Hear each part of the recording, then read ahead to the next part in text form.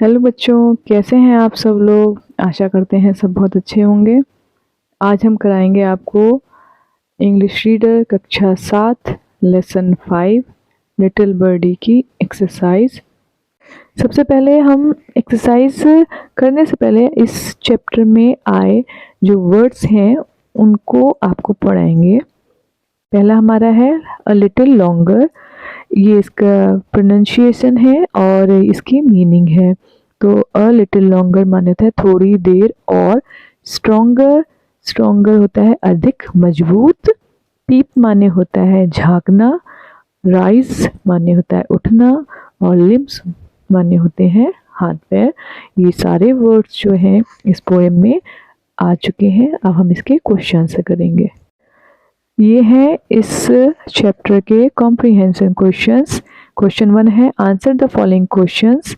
ए है what does the little birdie say to her mother. जो छोटी चिड़िया का जो बच्चा है वो अपनी माँ से क्या कहता है। तो आंसर है the little birdie ask her mother to let her fly away. तो जो लिटिल बर्डी है यानी कि छोटा जो बच्चा है वो अपनी माँ से कहता है कि हर मदर अपनी माँ से कहते हैं to let her fly away, कि उसे मतलब दूर उड़ने दो।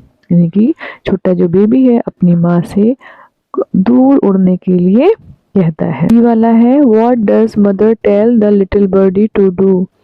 यानी कि माँ जो है लिटिल बर्डी यानी कि छोटे चिड़िया से क्या करने के लिए कहती है। आंसर है mother tells the little birdie to rest a little longer. की माँ है जो लिटिल बर्डी से छोटी चिड़िया से रेस्ट यानी कि आराम करने के लिए कहती है अ लिटिल लॉन्गर, थोड़ी सी देर और आराम करने के लिए कहती है। सी वाला है why does little baby rest for some time. कि जो छोटा जो बेबी है ना, इसमें इंसान के बच्चे की बात कहा है कि why does little baby rest for some time.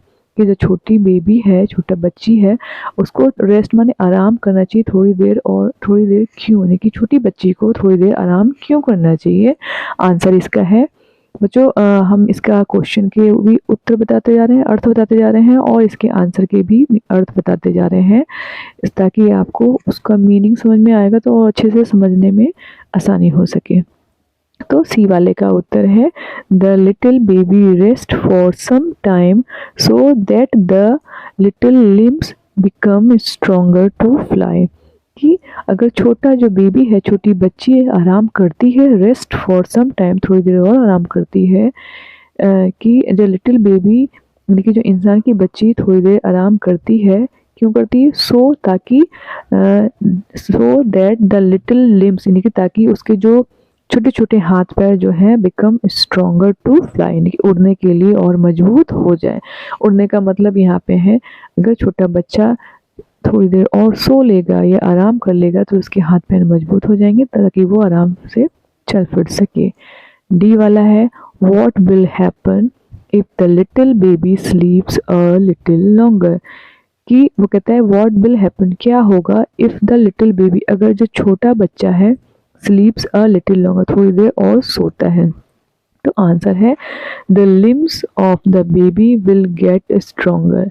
यानी कि जो बेबी बच्ची के जो हाथ पैर हैं विल गेट स्ट्रोंगर यानी कि और मजबूत हो जाएंगे if she स्लीप्स a little longer, अगर वो थोड़ी सी देर और सो जाती है तो। ई वाला है what are the two things that you can do but a bird can. यानी कि what are the two things, कौन सी दो चीज़ें हैं डेट यू कैन डू कि आप तो कर सकते हो, बट अ बर्ड कैन, इसमें बेटा आएगा नॉट आएगा। कि आप तो कर सकते हो लेकिन अ बर्ड यानी कि एक चिड़िया नहीं कर सकती। तो आंसर आएगा the two things that I can do but a bird can not. कि दो चीज़ें हैं जो मैं तो कर सकता हूँ लेकिन एक चिड़िया नहीं कर सकती है। फर्स्ट आएगा I can go to school, कि मैं स्कूल जा सकता हूँ। सेकेंड आएगा I can play football with my friends, कि मैं अपने फ्रेंड्स के साथ फुटबॉल खेल सकता हूँ। ठीक है, तो ये थे हमारे क्वेश्चन आंसर अब आएगा हमारा वर्ड पावर का। तो वर्ड पावर में है पहला वाला क्वेश्चन हम करते हैं, give the rhyming words for each of the following words. यानी कि जो ये जो वर्ड दे रखे ना, इसके राइमिंग वर्ड निकालते हैं। राइमिंग वर्ड होते हैं जिसकी एक सी धुन हो, मतलब बोलने में एक से हो। जैसे फ्लाई है तो हमें ऐसा शब्द बनाए जो बोलने में ऐसी ही आवाज आए जिसमें फ्लाई है, तो हो जाएगा रिप्लाई होगा। ठीक है, जैसे फ्लाई मीन्स उड़ना, रिप्लाई मीन्स उत्तर देना।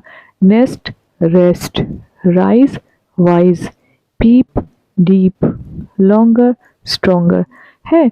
इन सब में एक सी आवाज हो जाती है, तो ये हो जाते हैं हमारे राइमिंग वर्ड्स। अब आता है क्वेश्चन हमारा 2। क्वेश्चन 2 है, match the words in column A with their meaning in column B. यानी कि ए में जो वर्ड है, बी में उसके मीनिंग दे रखा है। To know some new words and their expressions.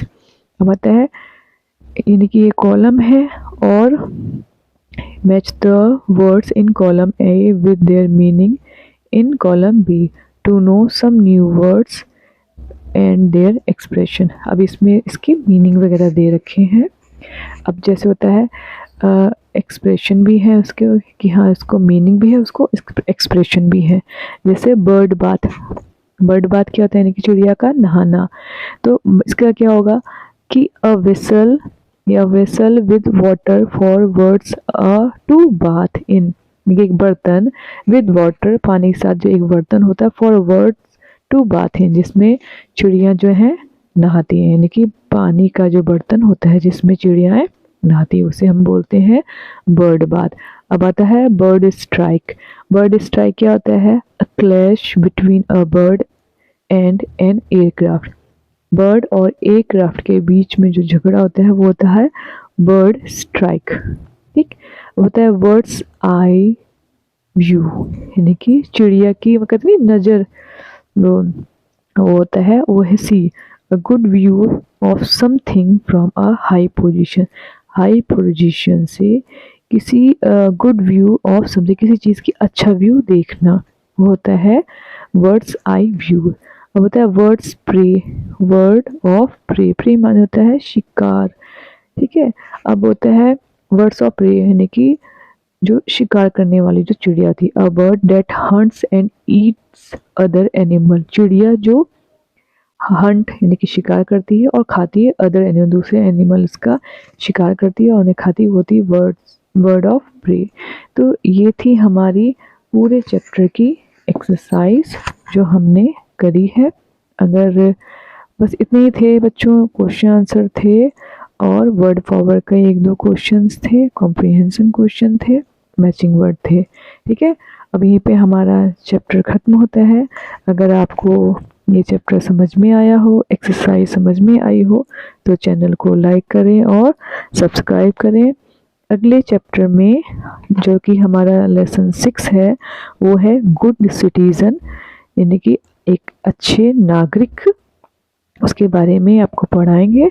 तब तक के लिए गुड बाय बच्चों, मिलते हैं अगली वीडियो में।